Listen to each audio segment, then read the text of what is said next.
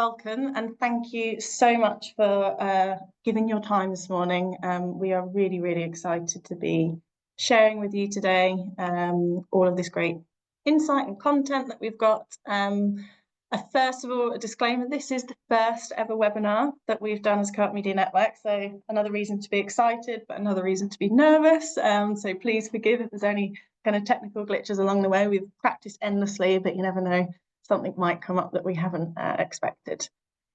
So today we're here to share with you some of the proud moments that we've had so far this year, and kind of take you along that evolution journey that we've had, and particularly since our launch or relaunch at the beginning of the year and the conference that we had in March.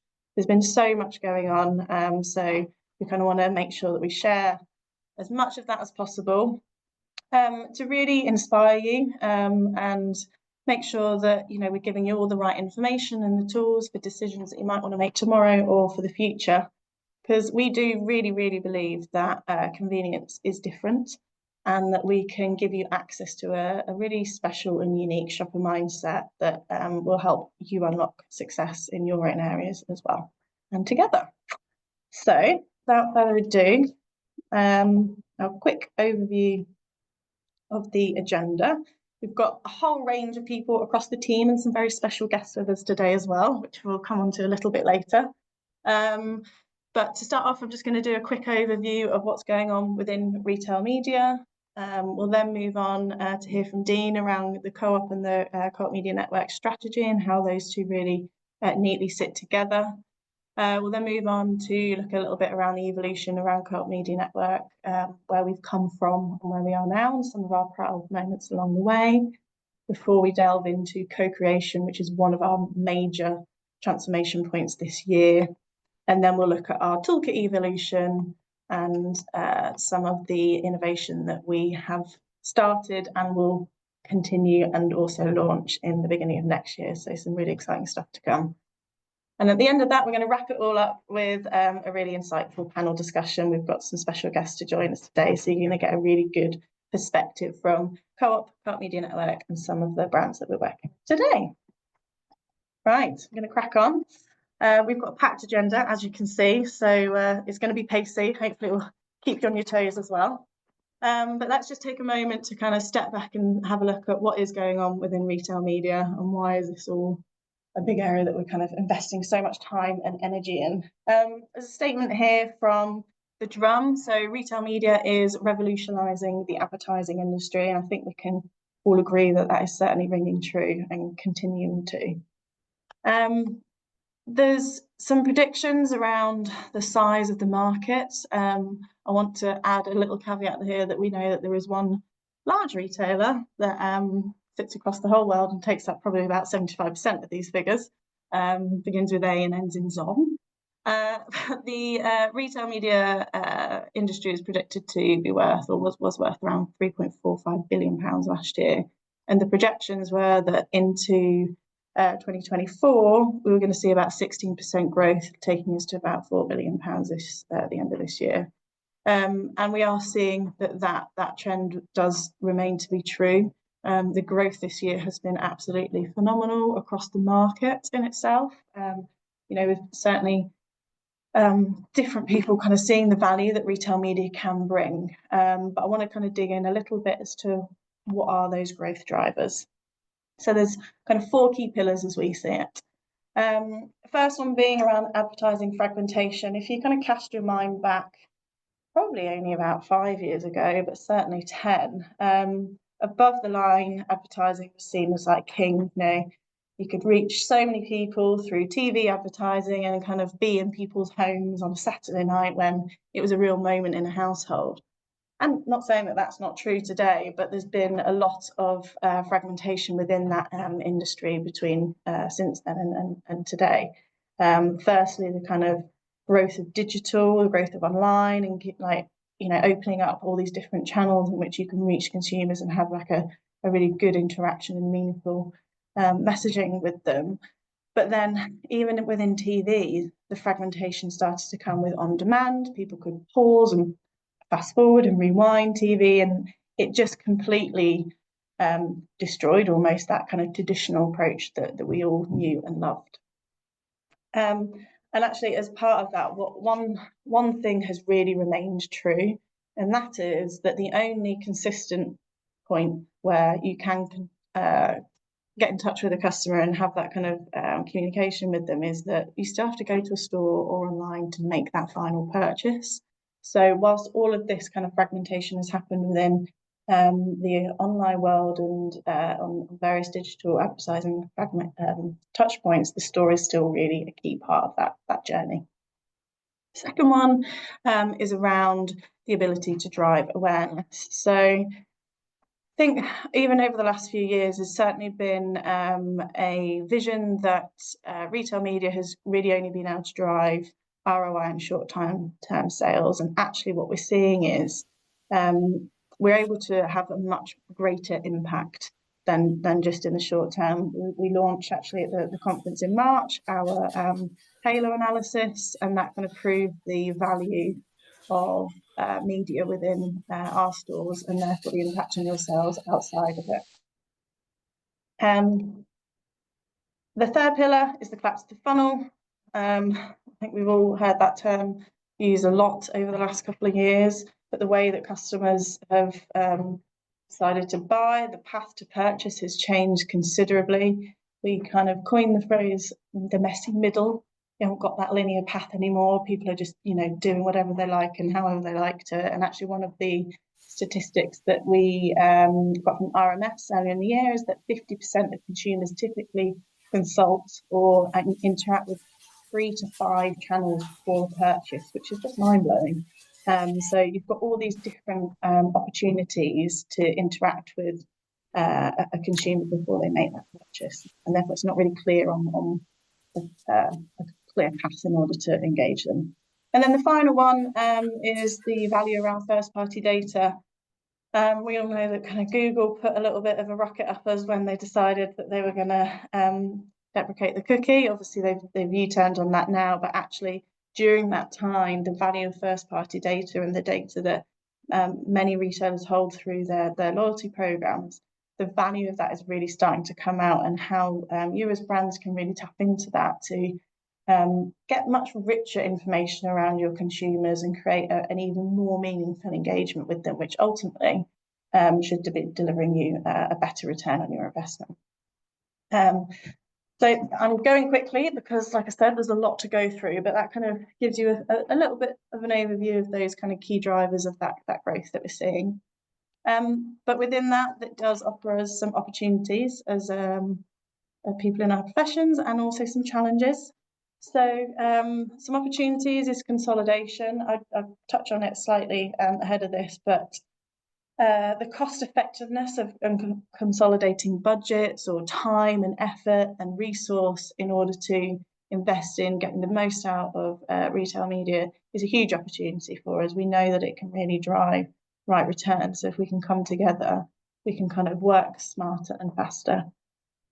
There's an interesting opportunity around kind of special entrants, as we coin them. So the travel industry, health and beauty, automotive, they're all seeing that they've got these kind of real rich data sources that they're sitting on, and that they might be able to share that with people like yourselves to be able to engage with consumers in a slightly different way. So there's some kind of new, interesting people entering the market, which will be worth keeping an eye on.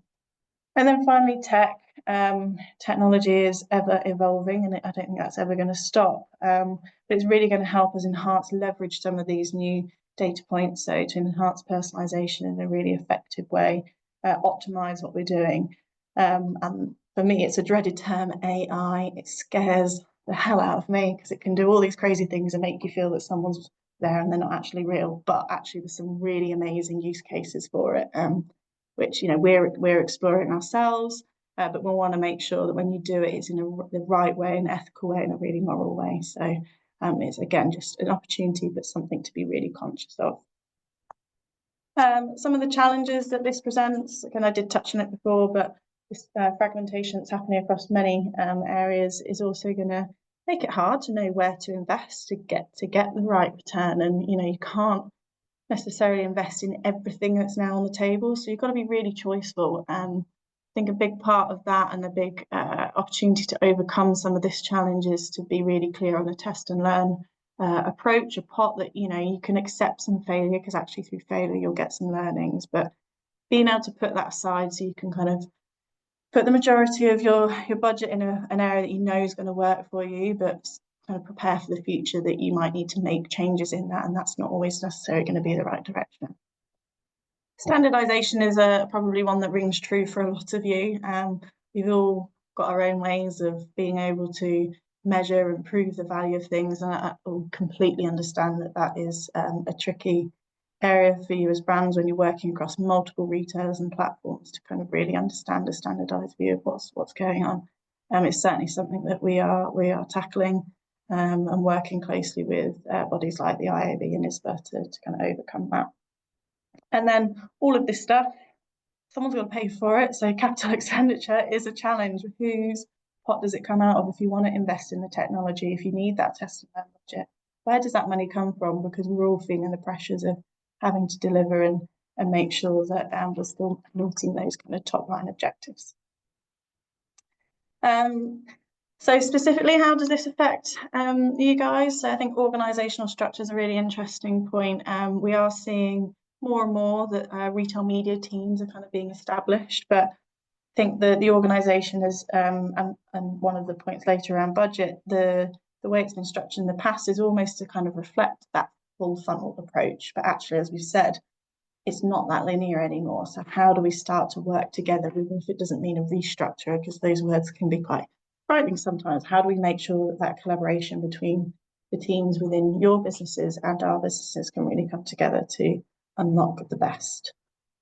Which sort of comes on to the ways of working, these blurred lines between marketing and sales, and even, you know, departments like insight and data now, because we've got so much that we can utilize, we're almost becoming just one massive team, and we should always be working together, but it's not necessarily always clear where the responsibilities lie. So making sure we're constantly revisiting that to make sure we're moving forward all the time is really, really important. As I mentioned before, budget allocation, so, you know, structuring it in a way that allows you to invest in the areas and ultimately get the best return, which then comes on to the skills and capabilities. So we know that there's areas like data and AI and that we are now needing to bring into our teams in order to really accelerate within this area.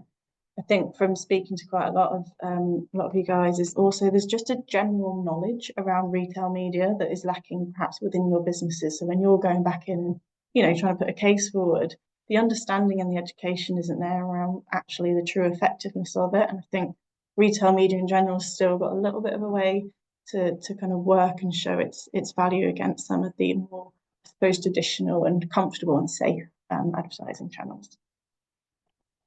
So what's next?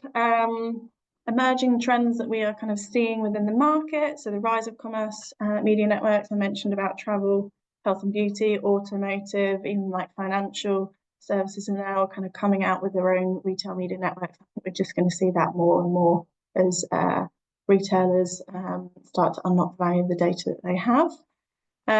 Bringing that kind of in-store and online experience together. So really starting to try and make it a true omni-channel approach. That's not easy without the right technology in place, which is where, you know, we need to start making some of those investments. But as a consumer, you don't really care where you're shopping. You don't care where you're being seen. It's making sure that that experience that you're given is consistent and appropriate for the format and the placement you appear.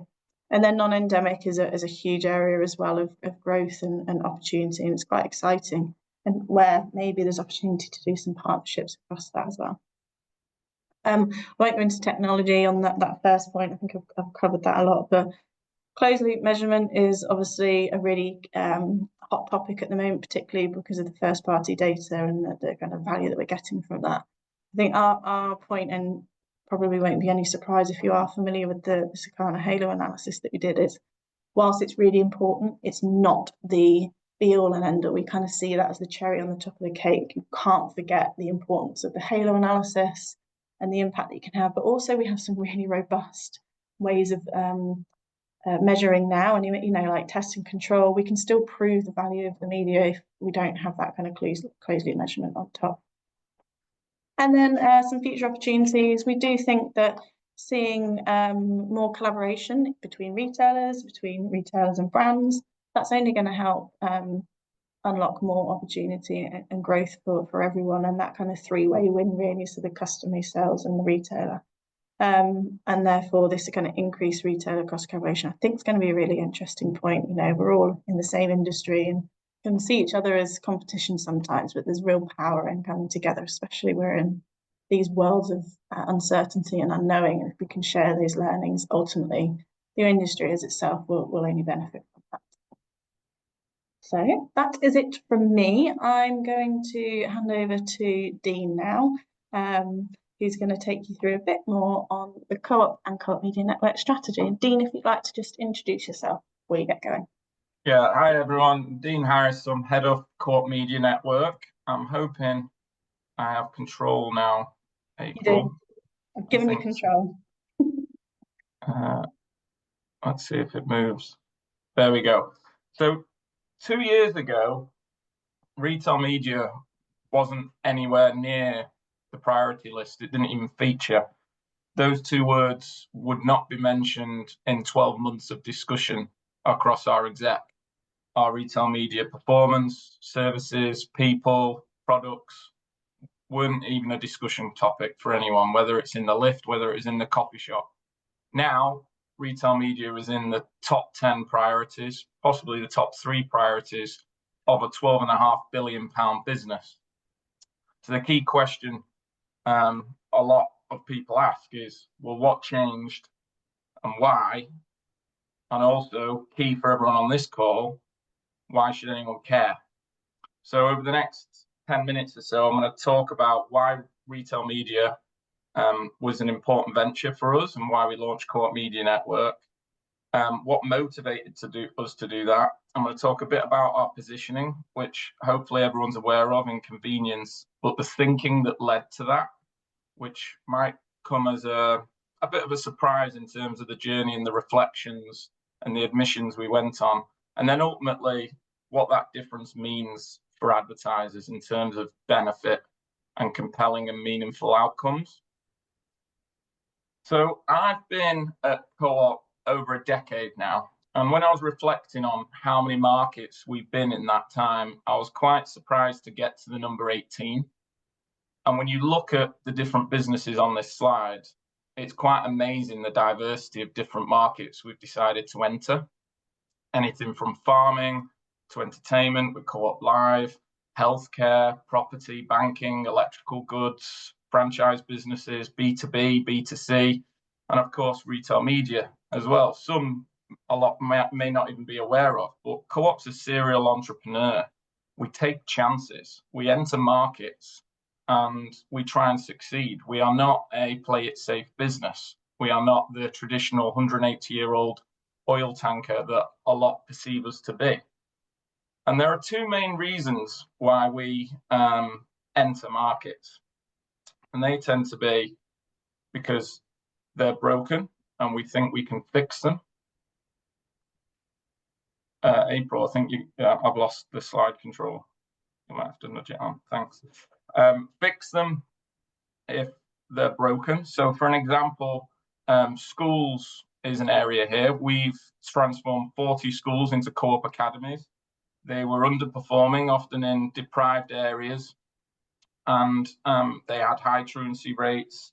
The performance of the pupils there wasn't great, and it's now night and day. The pupils are attending school to the benefit of the families, the parents, and the local communities they're in.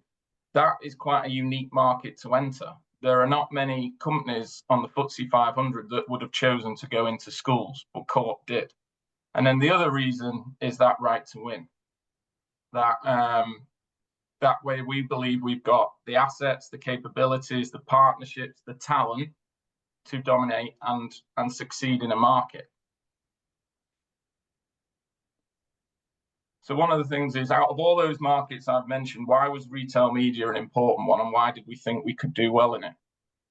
And why does it matter that we do well?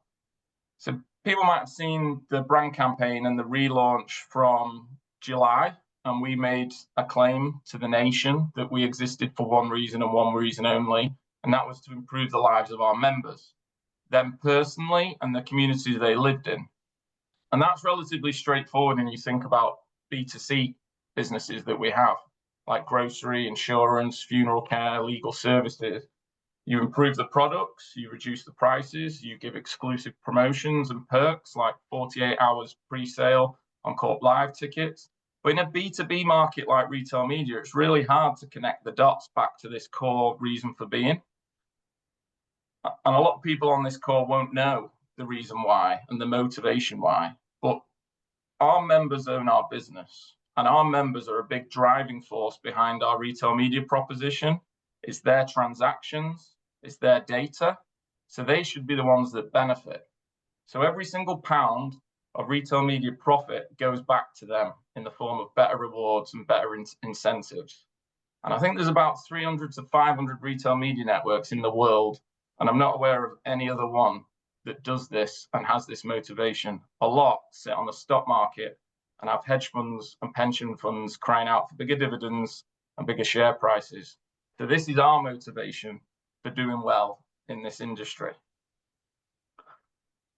Now, our difference is convenience, but how did we land there? And why is it really important that we continue to use the three words, convenience is different?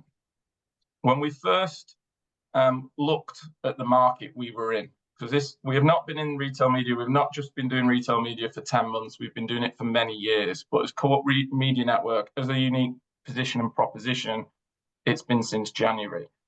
And when we looked at the industry, grocery was mainly viewed based on the supermarket model. And that's because of America and Walmart and Tesco and Sainsbury's. There are not many convenience retailers in retail media. You've got 7-Eleven in the States and then us, pretty much.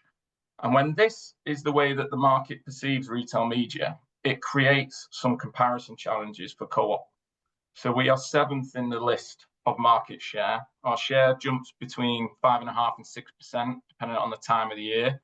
Our basket size is smaller than a trolley shop, and our loyalty base is harder. It's harder to get people to sign up when they're nipping in and out and spending £5 to £10 on 5 items. And also Co-op as a cooperative charges £1 to become a member as well. So those barriers can limit our loyalty size.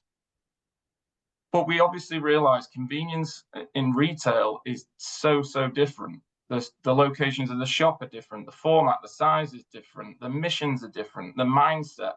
People are more time sensitive, more frustration sensitive in convenience. And those differences warrant reviewing how the market is structured in retail media. So we wanted to restructure the market in the minds of advertisers, in the minds of those media buyers, into 4, and say you've got your big box areas, you've got the van pulling up outside your house, you've got the pushing 27 aisles with a trolley, but you've also got your mopeds, and you've got your baskets, and you've got your small item shops, and they are substantially different in retail, and we believe they're substantially different in media. And when you look at convenience through that lens and Co-op through that lens, we've got a unique, differentiated and ownable leadership territory. We are number 1 in convenience retail. Our transaction volume actually puts us 2nd or 3rd because it's just those smaller basket sizes that reduce our market share. So the frequency and reach of our stores is extremely high. And when you break down those convenience missions, we lead on a lot of those moments that are important to brands, like meal for tonight. And in quick commerce, whether it's on Deliveroo, Just Eat, Uber Eats, we're number 1 on all those delivery apps. But those differences can actually become a risk when you set them as your positioning. Different can be niche, different can be boutique, it can be immaterial. So we need to make those differences meaningful in media. And you'll hear us talk a lot about how you translate those differences as a retailer into tangible benefits as an advertiser, and you reevaluate how convenience can punch above its weight in the retail media industry.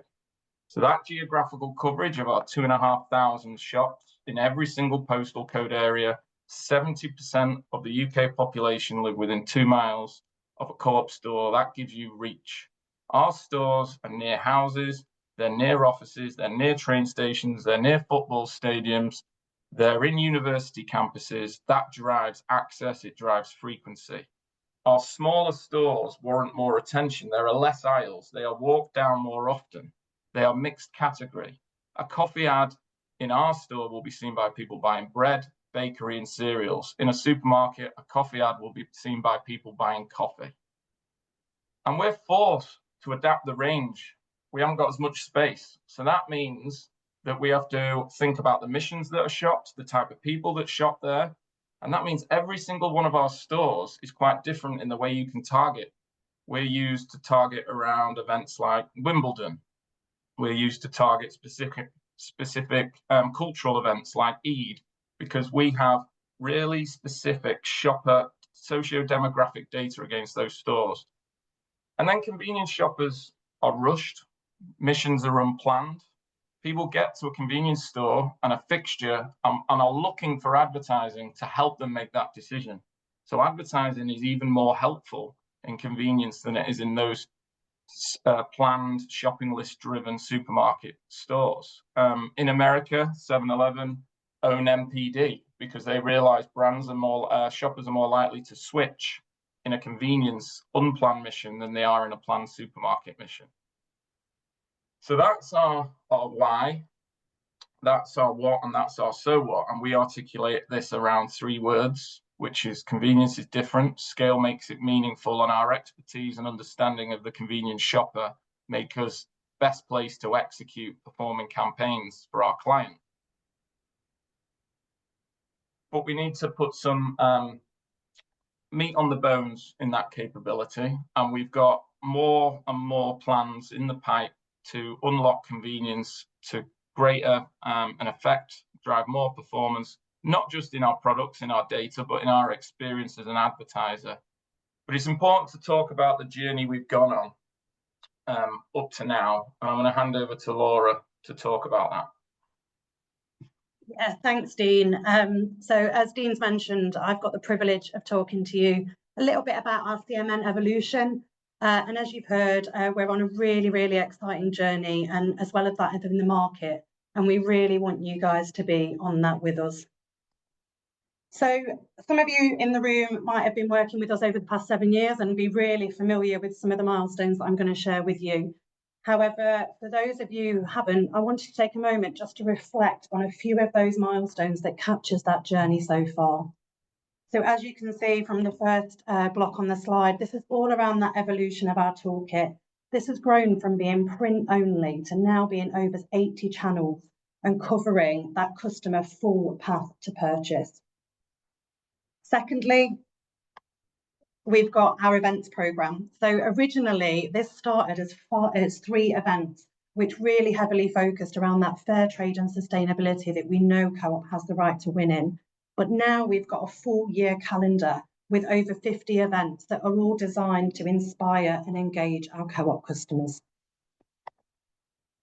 Thirdly, we've got the embedding of Plan Apps. So this is home to our media galleries, our evaluations, our channel insights, and all of our planning capabilities, and is the absolute foundation to all of our campaign planning to make sure that we are planning campaigns that are effective for our customers.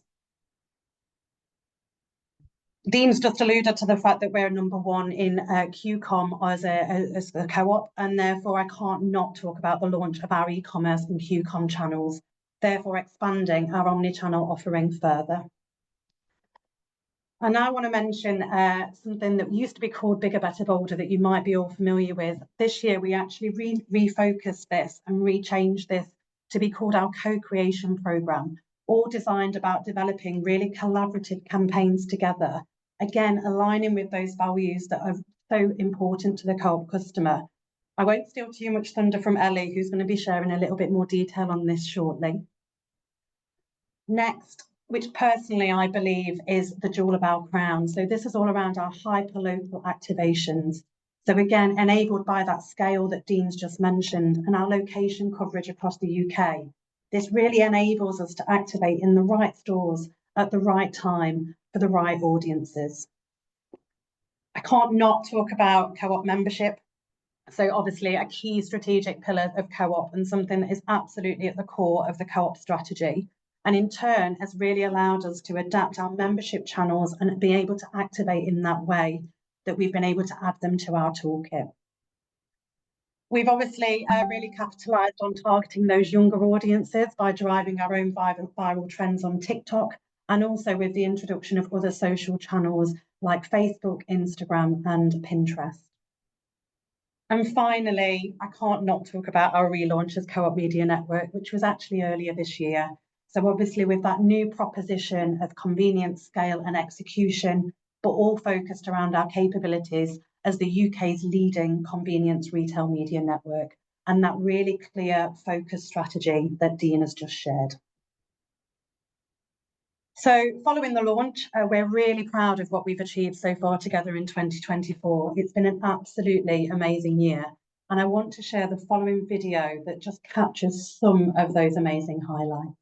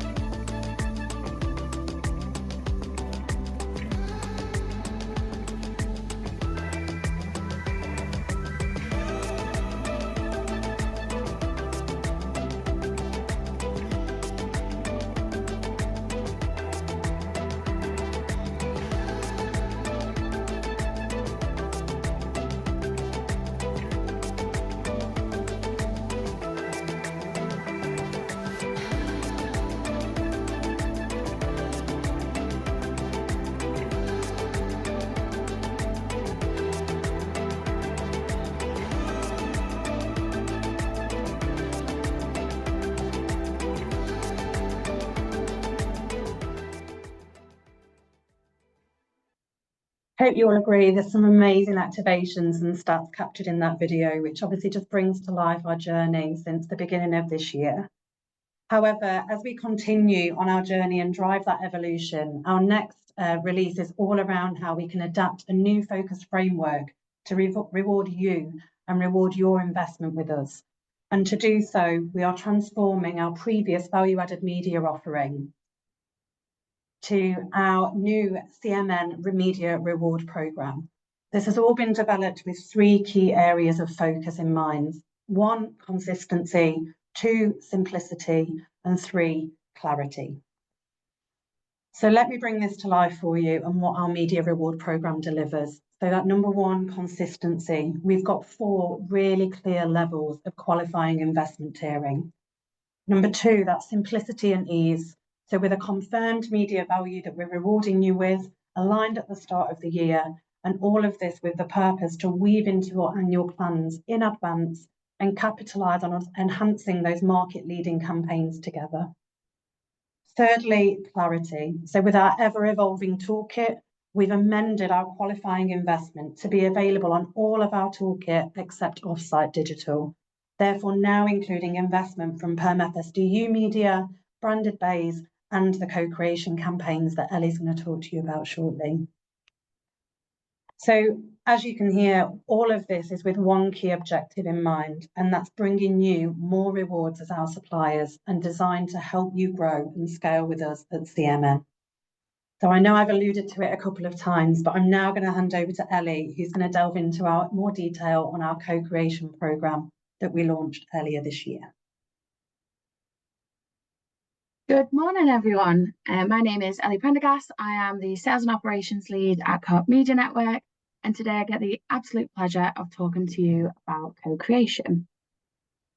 So some of you will remember we launched co-creation at our conference in March with the idea of giving brands the opportunity to collaborate with Co-op to create some really unique campaigns.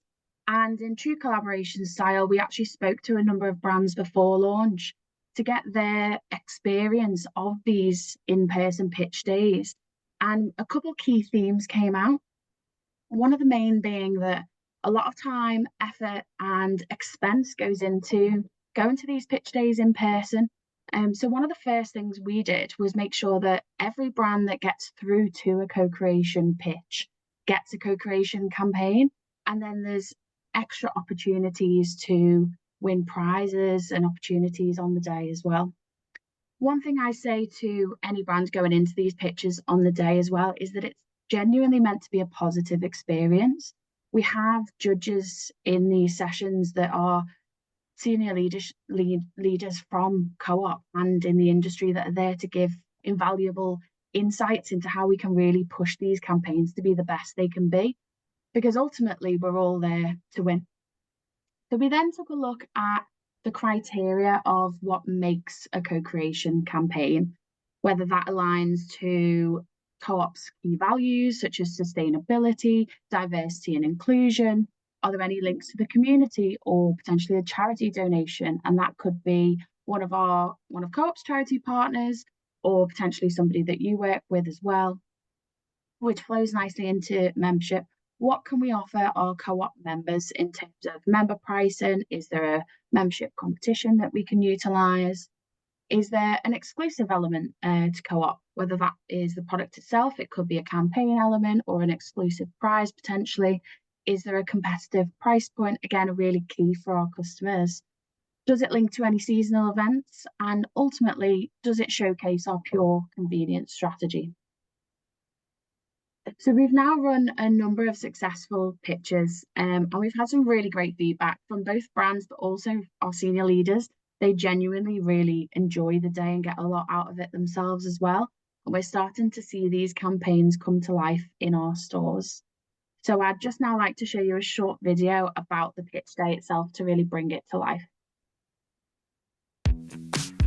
We are here at one of Co-op Media Network's co-creation pitch days. We're really excited to welcome a number of brands, and our senior leadership panel are really excited to hear what the brands have got to say. We've got some amazing brands lined up today. We're going to see some creative work. So yeah, can't wait to see what's on show. Today is a real game changer, not only for the brands pitching to us, but for our customers, our communities and our members. What's brilliant about days like today is that we can work with brands to tap into our member base, but also all the innovation that we're delivering through membership. I'm really looking forward to hearing how the brands bring to life the social value side of our partnership. Seeing how those charity and community ideas come through will be brilliant. From a commercial perspective, I'm expecting to see big bang excitement that really drives that customer and our members through to our stores so that we can grow our market share and continue to be #1 in convenience. Coming from an advertising agency background, I can't hide the fact that I'm really interested in seeing some excellent creative ideas, but also the strategic thinking that drives them as well. We have so much to offer as part of that collaboration. We have our partnerships with Co-op Live and festivals, membership across the UK, and we've also got really close links with community as well. Having the opportunity to come today to speak to the Co-op SLT is fantastic. Carlsberg submitted the brief for co-creation with Co-op as we have a lot of shared values with the Co-op as a brand. My favourite part of the process was coming up with a creative way to really understand the Co-op shopper and create a campaign that we feel would would really resonate with them and the convenience audience. Just seeing everyone's excitement about the cheese at launch was great, and to be able to bring in a work in progress plan that we can then take and really co-create with the co-op teams.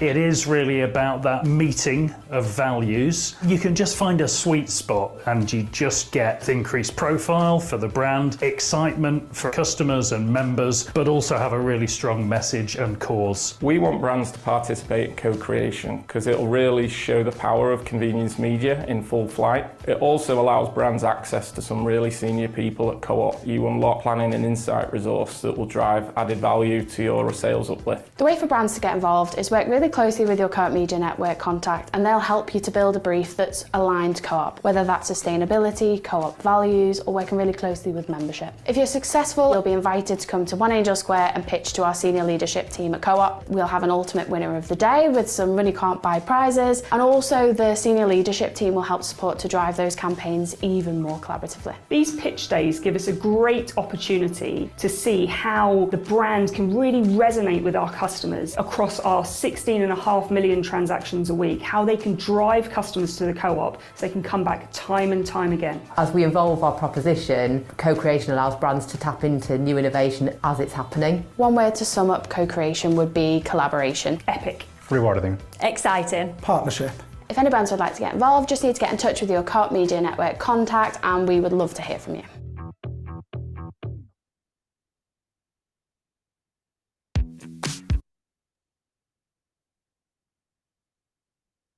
So hopefully that brought co-creation to life, and you can see how excited the whole team and some of the brands are to be involved.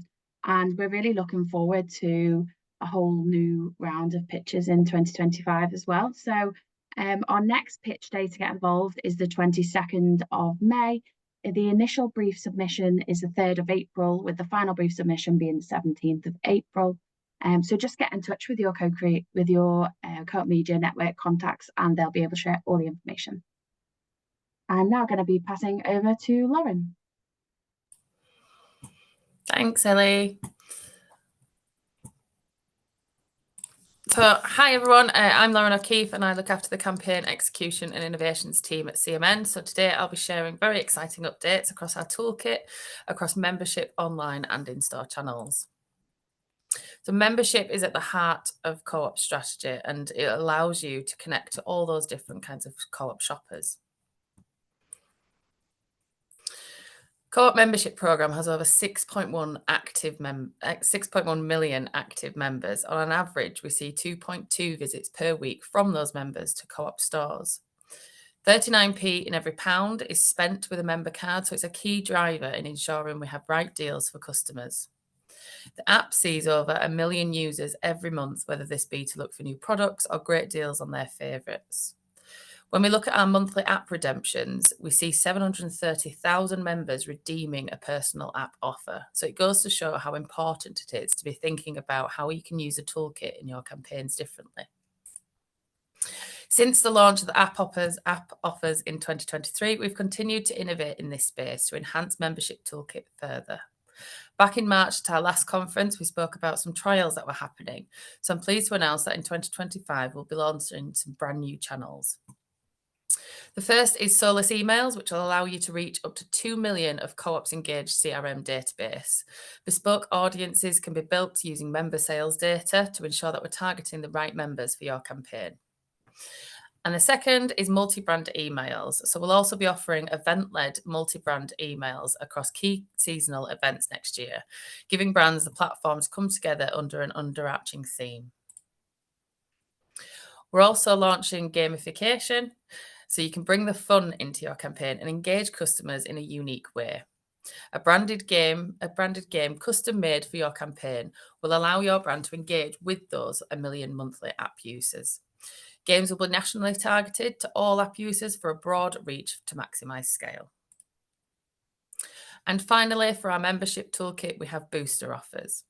Booster offers are a unique opportunity to reward loyalty and drive incremental purchases. This creates an in-app loyalty scheme for your brand to reward members who frequently purchase your products. The channel will allow members to earn rewards by purchasing specific products or brands a certain number of times over a specific time frame, and each campaign will be tailored to individual member frequency of purchase. We've completed a few trials this year and have seen really high redemption rates, strong ROI, and excellent feedback from members. Some of them even saying, keep sending us more of these, are great. And now I'm going to share with you our events programme, which aligns key customer moments throughout the year. Here are a few examples of how events aligns with our proposition.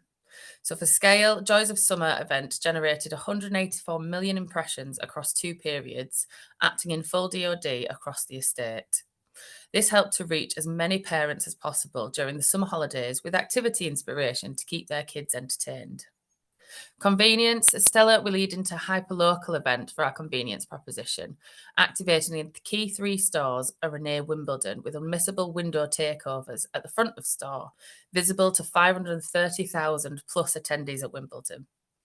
In store, we saw impactful aisle length takeovers, including at fixture media to drive that conversion.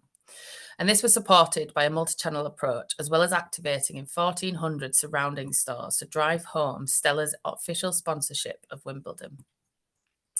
And finally, on execution, we delivered our first bespoke campaign member competition with Brewdog at Kendal Calling Festival, with an instant win trigger coupon to redeem a free Brewdog beer at the Brewdog bar on site. A great example of how different we can be with execution.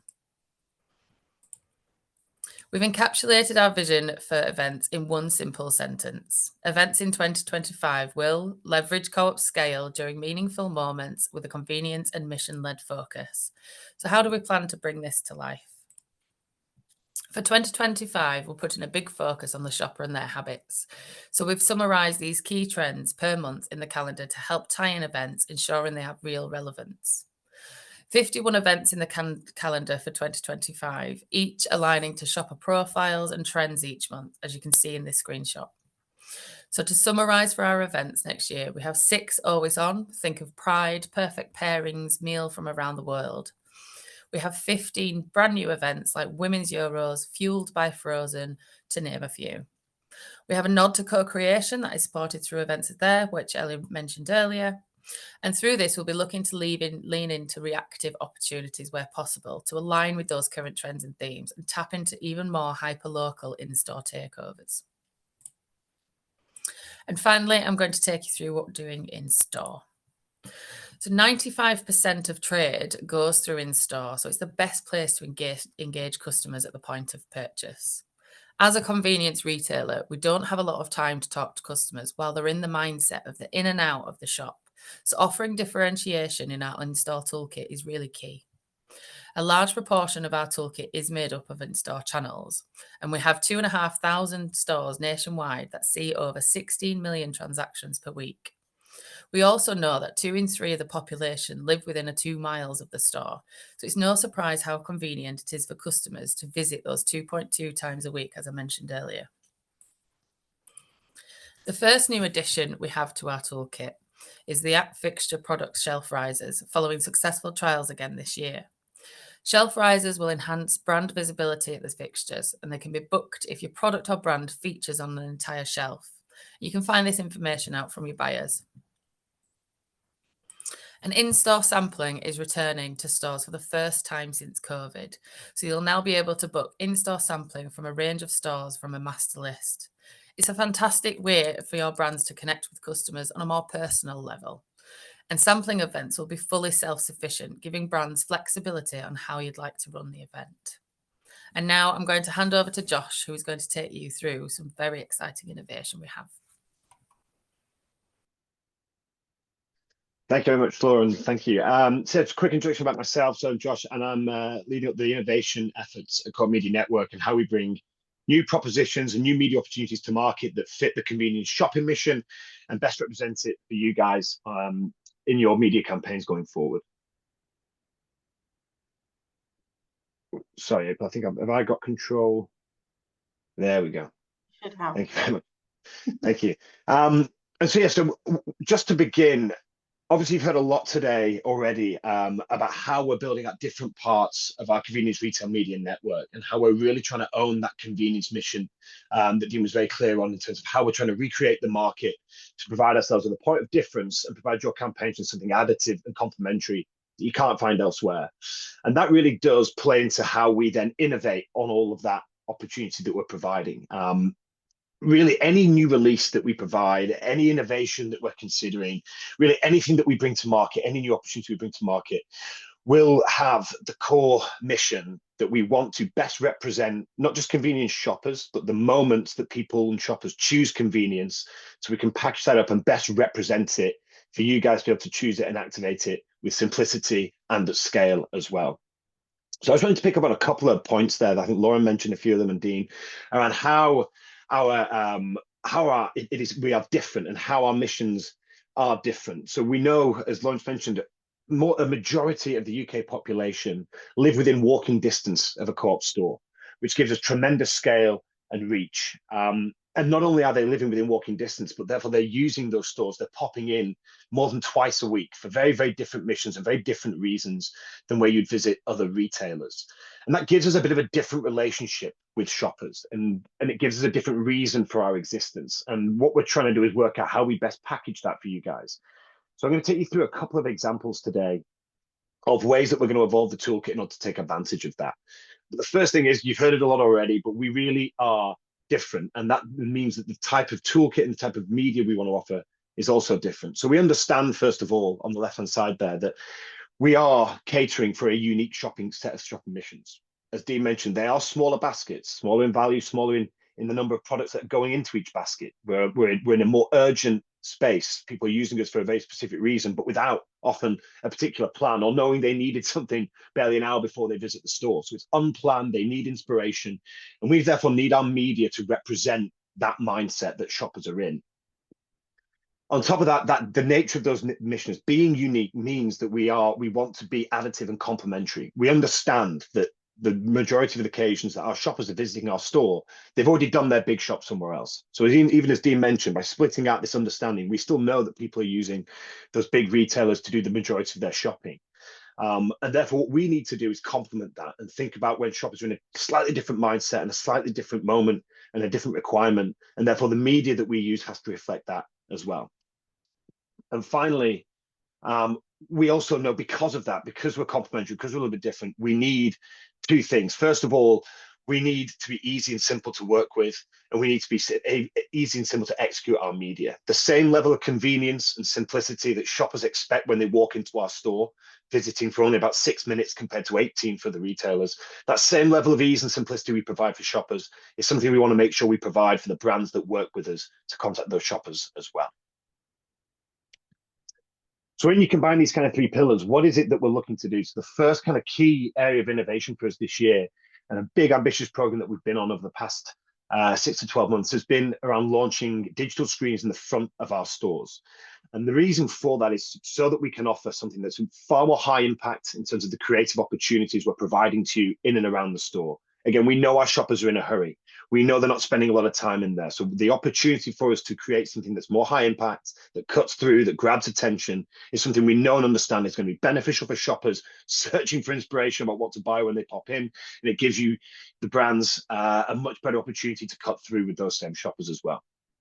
We also understand that being convenience and having that kind of last minute mission means that we need more reactive touch points in and around the store to cater for that shifting demand and the changing circumstances that our shoppers are experiencing. So by launching these digital screens, we're going to cut down on a lot of the lead times it requires to activate something in store and enable you guys also to be able to be a lot quicker to turn something on if circumstances change, if England make it to another tournament final, if we're looking at last minute trends around Christmas and things like that. We want to make sure you guys have got that opportunity to get a different message right in front of shoppers at the right time without needing the same level of lead times. And also the nature of digital means that we can be far more targeted. Well, like I said, we have tons of different missions and reasons why people are entering our store. Enabling you guys to have that sophistication to understand how to target them differently is a big, big part of why we're launching these screens across our estate.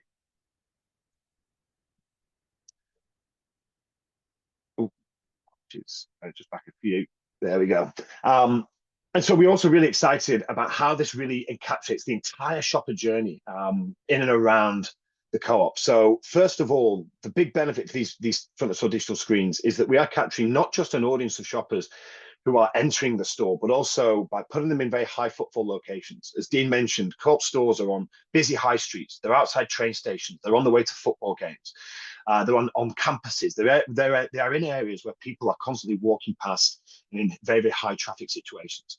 That gives us an opportunity in an era where, as retail media has expanded and developed, other areas of media, traditional big, large mass audiences have declined. The big audience all watching Coronation Street and seeing the same advert is no longer. And so the opportunity for brands to find and capture that big audience all in one place has been a bit of a struggle. And it's part of retail media's strategy and part of the strategy we have at the Co-op to enable you guys to tap into those audiences. So capturing that mass audience running around and going around the store is something that we're really, really keen on. A big opportunity for us, actually, the first screen we launched in a Co-op store, the very first week, and we had the Manchester Half Marathon going past that particular route to give us, and again, just a clear opportunity where we see a huge amount of people in and around local areas where Co-ops are situated. So big opportunity there. That then leads into those people that then visit the store. We see 11 million unique shoppers every month. We're seeing those people again more than twice a week on average as people pop in for different missions to capture stuff. So not just the opportunity to capture a big audience, but see that audience at scale more often and more frequently than maybe traditional retailers where they may only see them once a week or even once a month, depending on when that big shop happens. We're seeing the same shoppers at scale on lots of different missions, giving your brand the opportunity for that media to be seen and recalled on a much greater basis. Not just that then, but when they're in the store, we've always seen potentially the smaller formats and the quicker shopping mission maybe a negative. I think with these screens in the front of the store, it's actually real positive, because as a shopper walks past your ad on a front of store digital screen at the Co-op, it's not 27 aisles later that they actually see your product. That product's available within a few feet. And we know that it's not something that takes too long for them to actually go and action that particular brand message, because we know within about 6 minutes they're at the checkout. A study from Advendio earlier this year saw that 51% of shoppers who enter a store consider a product they've seen on a digital screen. You can imagine the excitement that we have with that because of the nature of our unplanned missions. And then 38% of them go on to purchase something they've seen on a digital screen. So putting those screens in a high footfall area within a few feet of a product on a shelf and within a few minutes of a checkout for that particular product is a massive opportunity to take the whole shopper journey and land it in one particular place. And it's not just a theory behind that, right? It seems to make complete sense when you're in a meeting room thinking about where to put these things. But also we know from the data that we have from our market leading plan apps evaluations of media, we understand that this is also something that works in practice as well.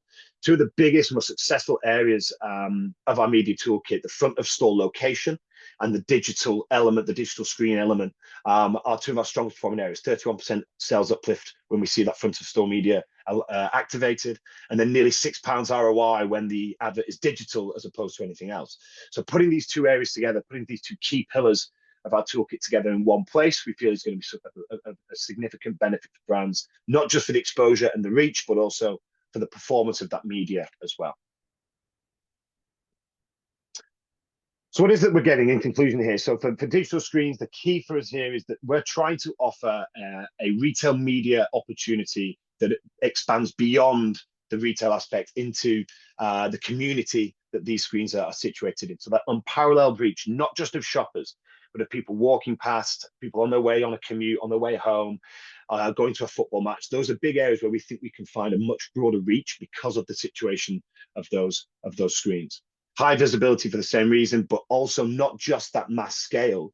You're getting a convenience layer and a convenience focus on that as well. So people who are on those unplanned shopping missions, popping in for something without really an idea of what they want to purchase. And then on the back of that, because the beauty of retail media, the beauty of the nature of working with retailers in this space is that we can measure that because there's a sales point available, like I say, within a few feet and a few minutes of a brand, of a shopper seeing your ad.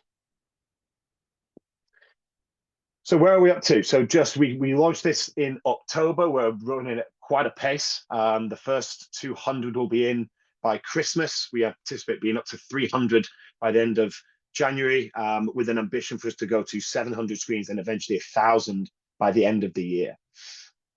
These will be in high footfall areas to begin with. So we're really focusing on enabling these screens to be seen by the largest possible audience, again, to give you that dual benefit of a targeted opportunity in front of a mass scale audience. At the moment, we have 3 ad slots available each week. I'll echo Ellie's point about getting in touch with your Co-op Media Network contact. If you want one of these, they are going pretty quickly, and we've seen pretty high demand for these in the second half of this year. So if you are interested in that, certainly get in touch very, very quickly to secure your spot. And we're offering this because we see this as an opportunity, not just for the Co-op to drive visits, but also for brands to really get something out there in above the line capacity, in a below the line environment. So they are fully branded, total control for you guys to build out creative and animated video to capture that attention. So hopefully bringing that above the line opportunity into a store environment. We won't stop there, though. As I mentioned, in 2025 comes more screens, more scale across a broader area of our estate, but we're also going to increase the sophistication with which we can use these. So the first thing will come from January. We'll be testing out and using store level targeting. So you'll be able to target certain locations based on store, based on distribution, or even if you want student stores or you want stores that are close to train stations, if you want to do something a little bit more niche like that, we're going to be offering that from 2025 onwards. And as well, the typical stuff, time of day, day of week, and also weather and pollen count metrics as well that we can use to be able to target these ads, so you're getting not just the right shoppers, but you're getting the right times and the right context that you want your brand to be seen in. First screens have been installed. They're all across the country at the moment, and as I said, we will be continuing to roll these out at a pace around 24 a week, all the way through the end of this year and into next year as well. So something to certainly keep your eyes out for in any of those high footfall locations where the Co-op is. And we are taking bookings all the way through to kind of June next year at the moment. We've seen our furthest booking out. So do get in touch if you want to secure a spot.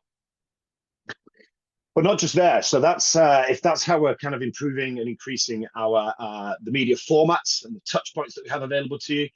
We also recognize as a big part of what we want to do and what brands need from retail media is a more sophisticated, more interesting way to connect with those media touch points. So how do we best curate audience packages and the data that as Dean has mentioned around our membership, and how we can kind of reinforce the benefits that our members get? How do we package that up? How do we package up when it comes to enable us to target these campaigns in a more effective manner?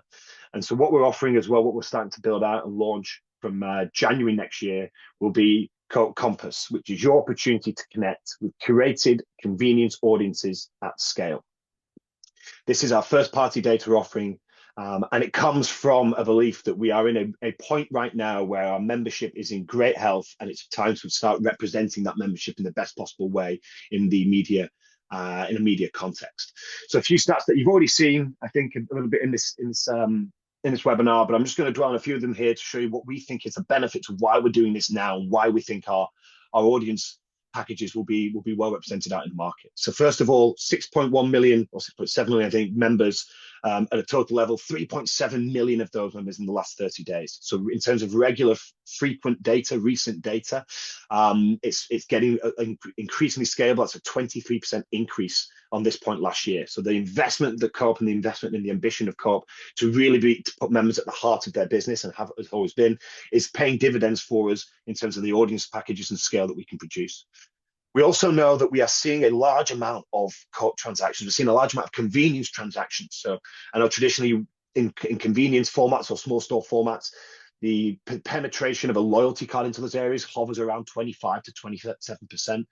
We're up at 40%. I actually believe just before I came on this webinar, this has moved to 41.5%, which again just gives you an indication of the ambition and the speed at which we are rolling things out, and how quickly these numbers change is, I think, testament to the hard work that's going into it and the benefits that members are feeling from being part of this scheme. So we see 40% of all Co-op transactions swiped with a membership. That's 850 million transactions a year that we are crunching to go into the shopper missions and shopper profiles that we're then going to enable brands to target as a result. And the benefit, again, when you talk about taking this data away from owned and operated sites and giving brands the opportunity to activate this data in channels away from the Co-op, having frequently refreshed and recent data is of huge importance. Rather than seeing a lot of a lot of spend or a large basket very infrequently, and therefore it's quite difficult to find those users in an online world. We're seeing our members swipe their cards over 2 times a week, which means we are constantly seeing refreshed data, more recent shopping habits, more recent adds to basket that we can then use to find those users and find those shoppers in broader environments beyond the co-op. So what is it that we're going to do with that? Well, we're introducing today Co-op Compass, which will be available from January 2025. And this really does tap into the same mission, the same way we want to kind of deliver our media, as Dean mentioned at the start. We are looking to capture convenience moments, audiences of convenience shoppers who choose to shop in the co-op for a particular unique reason compared to the retailers. And we want to package that up and provide that difference for you guys to add to your campaigns. We're going to be super simple about how we execute and how we're able to work with. So I'll run through in a second how you can activate a campaign in 3 easy steps. And we're enabling this through a scalable campaign. So how we can best use our scale, even if our loyalty numbers are a little bit smaller, our reach and scale across the country to every single postcode to capture users who are about to enter a co-op shop is a way that we're going to make sure we scale these campaigns out so you don't lose out because it's simple and targeted and convenient. You're still doing that at a level that makes a difference for your campaigns. So like I said, 3 super simple steps to capturing the convenience moments. First of all, you're going to pick a capability and then an audience and then pick the channel that it goes on. It really is as simple as that. We're very clear that we want to be very easy to work with on this area. So 3 off-the-shelf capabilities that we can help add to your campaigns today. So first of all, it'll be geo-targeting. So that if you come to the co-op and you want a campaign to run on a large amount of awareness or reach a huge amount of shoppers, our ability to see into every postcode into the UK and geo-target those shoppers that are entering our stores is our first port of call here. So geo-enable campaigns that look at awareness and reach across the country.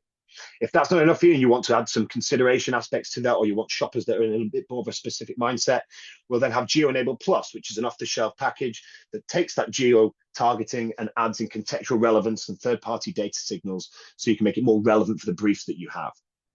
And if that's not quite enough for you and you want something that's more informed and a little bit more related to purchase behavior and overlay that first-party data aspect on it, then we have purchase and behavioral targeting opportunities through our first-party data inform layer that takes actual shopper behavior and the missions around convenience that we're able to capture with those 850 million transactions to build out a specific shopper package that can be targeted across meta and display. From there, again, when we're overlaying these data points in, quick one back, well, apologies there. So just to give you an idea of the type of audiences that we're going to be offering here, we have 3 levels to how we can target shoppers in a digital media campaign. So first of all, you pick a shopper profile or personality. These are unique profiles to the co-op that are around the behavior that we see and exhibit from the shoppers that are entering our stores. A few examples there: creative cooks who are looking to build and buy ingredients and make something for tonight that's a little bit more extravagant. We have cut above shoppers who are looking for more premium products and care about provenance and source, or fast foodies, people who are quite literally just popping in, want something quick, don't want to put too much thought into it. Once we have that personality, we are then going to look not just at their behavior as shoppers, but at the baskets that we see within them. Again, we know that shoppers are coming in for multiple different reasons and on multiple different missions. So we can target the specific missions that matter to you as the brand. So we can have a look at, and again, these will be very unique to convenience in a way that we won't necessarily be able to find these across other retailers. So that top-up mission, you've done your big shop somewhere else, you've forgotten the milk, and shoppers are popping into a local store because they need to pick up some essentials that weren't in that big shop or that they've run out of. That top-up mission we will enable to overlay in so you can target those particular baskets. Or maybe a meal for tonight. So people on the way home who are just kind of lost about what to do, nothing in the cupboards, and are going into a co-op store to find something for that particular meal occasion. Or even food to go, breakfast, lunch, or dinner, people popping in to pick up something quickly and run out. So those type of missions we can then overlay onto those profiles so you're getting the right shopper in the right moment, and then we'll overlay the right category as well. So the category that you want to see purchases into, we'll make sure we overlay that through to make it a really targeted approach so you're getting the exact right shopper in that moment and in the category and in front of the shelf that you want, that your product sits in. As I mentioned, these will be available initially on Meta and the trade desk to maximize our scale, but there's really no stopping us in 2025 in terms of where we want these to appear. So there'll be more social media channels added, and we're already exploring how we can add these to out-of-home environments into any of our digital formats as well. So we can bring this type of audience packaging, not just in the online world, but into the in-store and offline world as well. So just an example of how that would work. Like I said, we all understand, we've all been in this situation on the way home, just out of the train station, and realize there's nothing in at home. What are we going to do? Not got the time to think about it, not got the energy to think about it, scrolling through social media or looking online for a particular bit of inspiration. That's the exact moment. That's the type of moment where we know shoppers will look and see Co-op as an opportunity to solve that problem. And that is the moment that we're going to put these brand missions in. And your ad that's the ad that we're looking to target these shoppers with. And so enable to do that, just to show you how quickly that would be. That what's for dinner for tonight mission, we simply pick 3 levels. We find the make it simple shoppers who are desperate for something to be desperate for inspiration, desperate to have their decision made for them, on a meal for tonight mission, looking for not the rest of the categories, walking around the shop with a specific idea in mind of dinner for tonight. And then we can overlay, for example, for a frozen category, for a frozen brand, overlay frozen category purchase. So we know they're entering that particular area. That type of shopping behavior in store, we are now going to provide that moment and enable brands to target that shopper in an offsite or digital environment before they enter the store, so that your brand is front of mind as they enter the store and approach that mission. So to stop there, that effectively is the first 2 of our launches that you'll see from us in the coming 6 to 12 months. So convenience made convenient by enabling you to find the right people at the right moment and on the right formats as well across our stores and digital environments. Thank you so much, Josh, and all of the presenters. That was amazing. I just feel eternally proud of all the work that the team do and work with all of you, because none of this is possible without the collaboration that we have together. So thank you. Right, we're going to go on to the final part of the agenda, which is our panel discussion. So I just want to invite Rebecca and Ben as well, if you don't mind popping on your cameras so we can see your lovely faces. And yeah, I'm going to get straight into it, just conscious of time, a few minutes behind, but not doing too badly. So just for everyone on the call, the purpose of this is just to really have a really honest discussion so we can get the perspectives from the retailer, the media owner side and the brand side on where we are, particularly as a convenience retail media network and CMM, but it's just really good to understand and reflect where we are and where we need to look ahead. So I'm going to kick off more kind of focus around Co-op and our point of difference.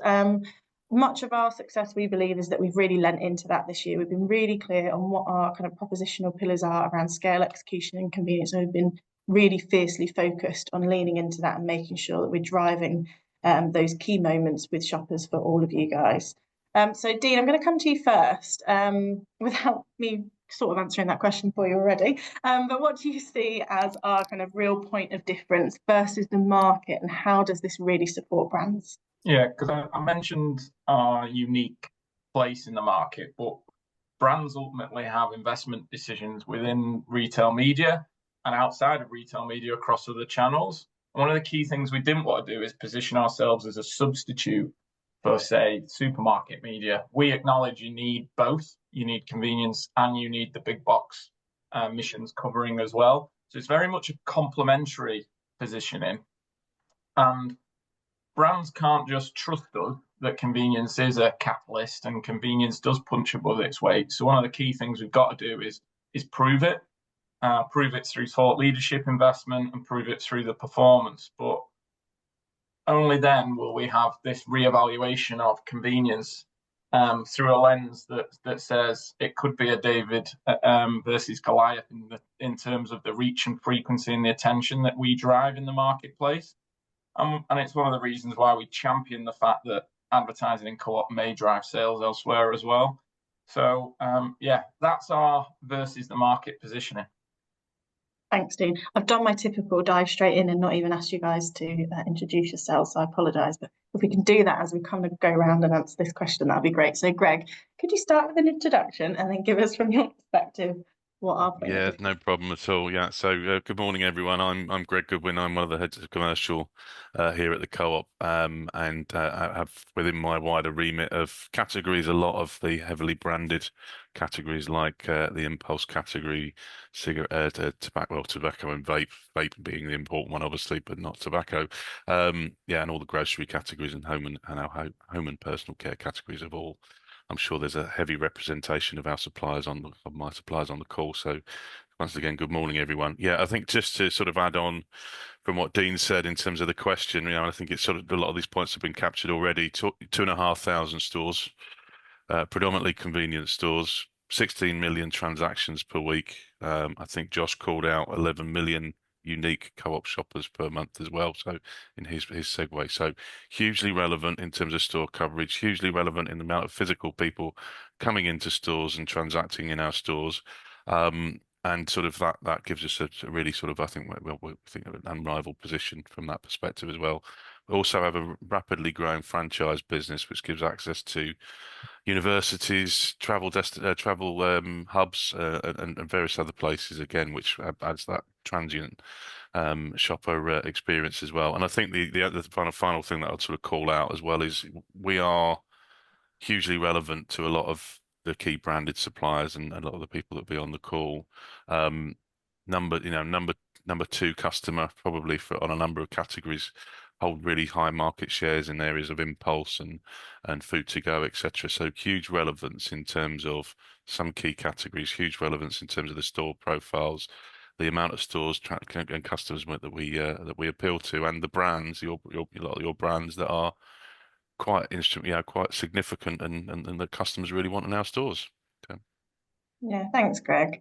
So Rebecca, I'll come to you first and then Ben after. So from what kind of Dean and Greg have said, does that ring true? Do you feel like an affinity to what they're saying, and how does that how do those thoughts or any additional ones that you have kind of have they changed your mindset and approach to convenience, and how does that kind of factor in your planning approach? Of course. Good morning, everyone. Very quickly, I'm Rebecca Ferguson and I work in customer activation in the Impulse channel in Mars Wrigley. So making those kind of decisions earlier are absolutely vital. But first of all, I think quite frankly, we need to be where our shoppers are. And if we look at all of the data, the projection in the convenience channel, the growth forecast over the next 3 to 5 years is huge. And so it's a no-brainer that we need to put a lot of our focus there. So with that, the convenience channel and its growth, and particularly Co-op, we've heard all of the salient, rational points as why Co-op. I'll also add into that thinking about the customer insights that we have. And we've heard about, the ease of access, the speed of the in-store experience. They're absolutely key factors in driving footfall into convenience stores and Co-op. And the missions are different. We heard about that a lot from Dean too. We know that they're shopping on multiple occasions in a week for top up, for food to go, for meal tonight. And also to add to that, shoppers' memories are fragile. They spend even less time in the store and at fixture in the convenience format. So with all of that in mind, we plan early. We absolutely need to ensure that we're adapting our activation campaigns, doing it in the right way, making sure that we have multiple points to capture the shoppers in as many points of interruption as we possibly can along the path to purchase, for the very reason that they're in and out, it's quick. We need to get them super, super quick. So thanks. Yeah, all of those things. Thanks, Rebecca. And yeah, Ben, what's your point of view there? Yeah, morning everyone. So I'm Ben Grant, Associate Sales Director at Coke. And prior to that, I spent 9 years at the Co-op as well. So close to my heart. Yeah, so it's interesting listening to the conversation, the comments. There's two things that probably come to mind really. One is simplicity and just the importance of keeping things very simple and convenience. And the other bit is channels. Now, convenience is a channel, but it's more sophisticated these days. So the likes of QCOM, etc., how we address that. So in terms of keeping things simple, Rebecca touched nicely there on, we know customers spend next to no time in store. So how can we make it very quick and easy? And I think as brands, we're all consumer obsessed, and because things are so competitive, we're really keen to impress the customer, and I think that can lead to a bit of suffocation, bit of too much information. So I think in Co-op, it's really important to just keep it simple, know what you're going to say, and know how you're going to say it, and just say it. And then I think secondly, in terms of the channels, so as touched on a number of times in the earlier session, Co-op have real leadership in this space, which is admired across the market. So I think the objective for us all is, how do we get to a place where the shopping experience for customers is consistent across all of the channels? That's a big objective. We're not there yet. We're working on it. I think a business that is McDonald's, and I think we can probably all take a bit of inspiration from how they do it. Yeah, thanks, Ben. I'll pay you later for that comment. Promise I didn't do that one. I think another point of difference is that, and I felt, I mean, I've only been in this role for 9 months, but Co-op is so harnessed and anchored in its values, and I think that is really unique as a business, because I think they really we truly live and breathe that, and that then filters through into Co-op Media Network and how we, want to run the business and feed that through in all that we deliver. I think one great example of that is co-creation that we launched earlier this year, and it, as Ellie's kind of touched on, it is so centered in Co-op values and doing right by the brand, the customer, and staying true to those values. So, Dean, coming to you first, why do you think that was such an important part of our transformation? Well, we've talked about our assets in our stores and our shopper base before, but a big asset is cooperation, Co-op, and our values and our ethics. And it's quite challenging to bring that into a B2B setting like media. And we saw co-creation as the perfect way to do that. So if you think about opportunities in a pitch, in the way Co-op does it now through co-creation to the market, no one leaves empty-handed. We recognise that there's a lot of effort and thought going in to planning those presentations. A lot of brands are coming up from London for it. So the last thing we want to do is them to spend all that effort and time and leave with nothing. So there's a fairness principle there. And there's also a quality and equity principle. Like a size of a brand and their budgets shouldn't restrict their access to some opportunities to grow. And similarly, it shouldn't all be about sales. We want to merge the things that we care about and the things that brands care about into co-creation. So a campaign that centers entirely on supporting good causes can win. And I think that point of difference that leverages Co-op in an authentic way is unique. And the brands that we've spoken to about it really, really value that openness, that fairness, and that equity. Yeah, that's great. Thanks. And Greg, from a commercial point of view, how do you kind of see co-creation supporting Co-op and brands from that perspective? Well, the first thing, I was very envious to not be on the panel when over the co-creation. So a little plug there for the next one. But but I think, in all seriousness, a great initiative, and to Dean's points, really helps some brands that might not have the big sort of spending capability as some others that have, but do have a really strong ethical and values proposition attached to them. And how do we support those and make sure that we can give those brands the air coverage to speak to senior leaders and get some support. And I think it's something that really sort of resonates commercially with us, as we sort of, obviously we're a business founded on an entrepreneurial spirit, and we're a cooperative. So it's really sort of endorses our values and principles. And I think a lot of those brands, we support smaller brands and new up and coming brands through our apiary scheme, our incubator scheme, which provides a lot of help. And I think this just really endorses some of that.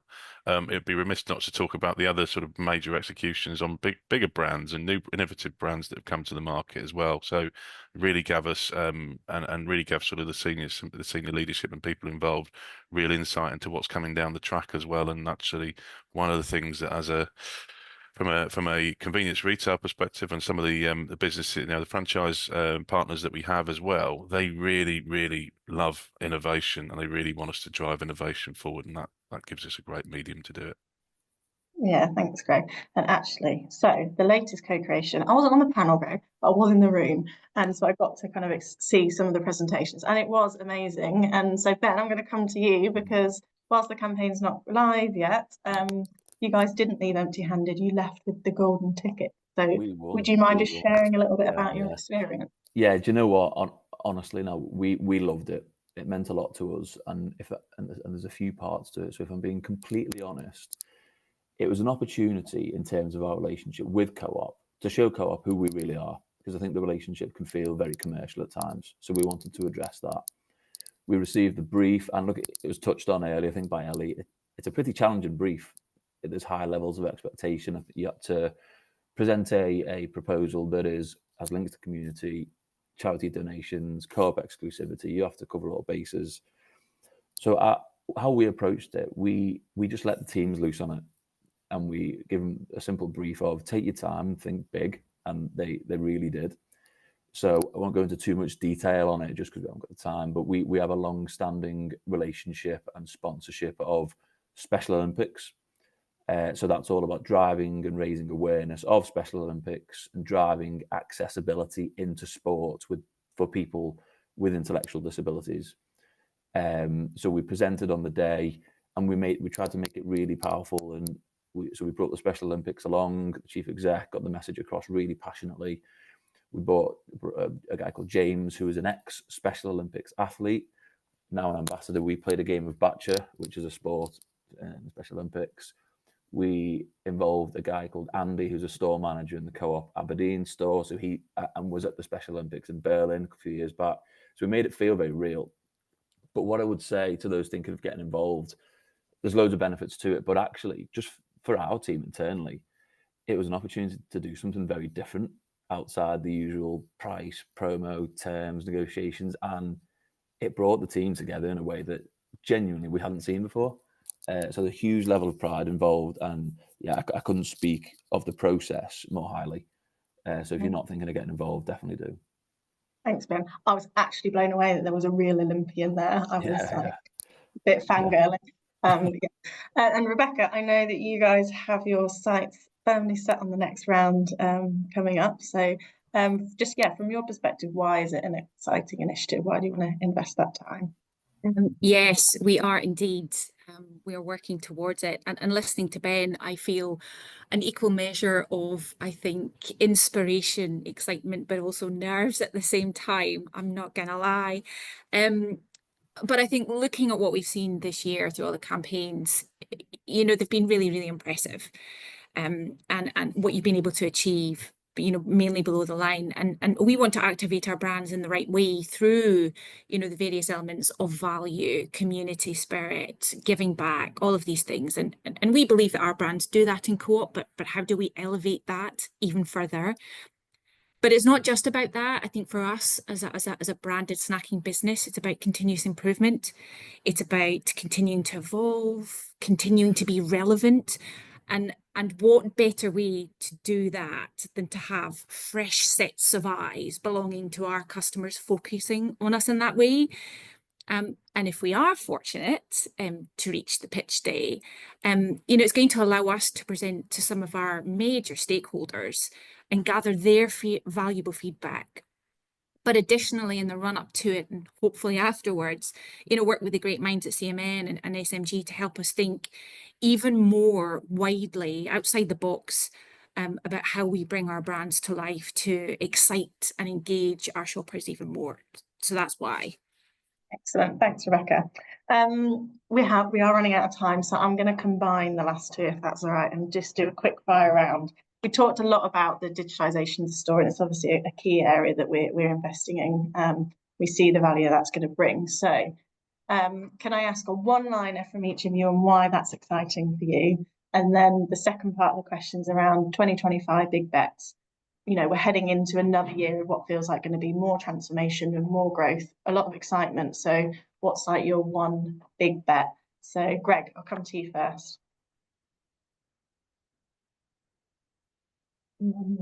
I'll mute. There we go. Schoolboy error. I think in terms of the big bet, I think for me it's about sort of amplifying our activation, being proud about, shout about what makes us different at the Co-op and all the great stuff that we do. Our ownership's different, the great work we do for good causes, etc. And then really sort of getting behind that, but also for anyone that's was at the IGD, I probably bored them with this statement or this sentiment. But yeah, we still have a lot of work to do in terms of our value proposition. Convenience is more expensive, and we want to sort of try and break some of that sort of barrier that there still remains to purchasing convenience sometimes. And actually, sort of for me, it's how do we really drive the right branded activations with some key value messaging as well. That hopefully gives our customers exactly what they want, and our member owners exactly what they want: better prices on the key brands. Brilliant, thank you. Rebecca. I'll go to Big Bet 2025 if that's okay. So I think as a total holistic snacking business, obviously there's been recent developments that you will know about in terms of how we're evolving as a business. So I think for next year and beyond, it's about total snacking and how shoppers and consumer are changing their habits and their missions and how they're consuming.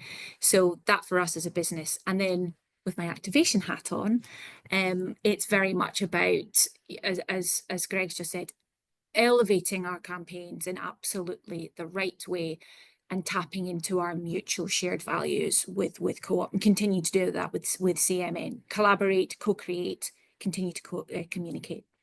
Love it, thank you. Ben? Yeah. So I think there's a bit of a running joke in Coke in that soft drinks aisle, traditional grocery looks the same now as it did 20 years ago. So it's been a long time coming. I think digital screens, without overcomplicating it, is just an opportunity for the industry to up its game. And I'd call out a competitor, actually. I think if you look at what Cadbury's have done recently on their chocolate fingers and the use of sign language and driving inclusion, as I said, not overcomplicating it, these screens are big, bright, visual things. How can we use them to be more inclusive? And Big Bets, we've touched on it, but we talk around driving meals a lot, but don't really turn the dial. So in 2025, we're going after meals in a big way and try and raise a load of awareness around Special Olympics on the way. Great, thank you. And finally, Dean. On screens, so excited about screens because you're influencing the shopper at the point they switch into buying mode. From, they lift their heads up, they put their phones away, they walk acclimatized to the store, and you've got the biggest opportunity to influence brand choice. And then because we're in those high footfall areas, there's a brand reach play there. We've got awareness like your traditional digital out-of-home channels. So that two-pronged location, two-benefit location is extremely exciting for brands and for us.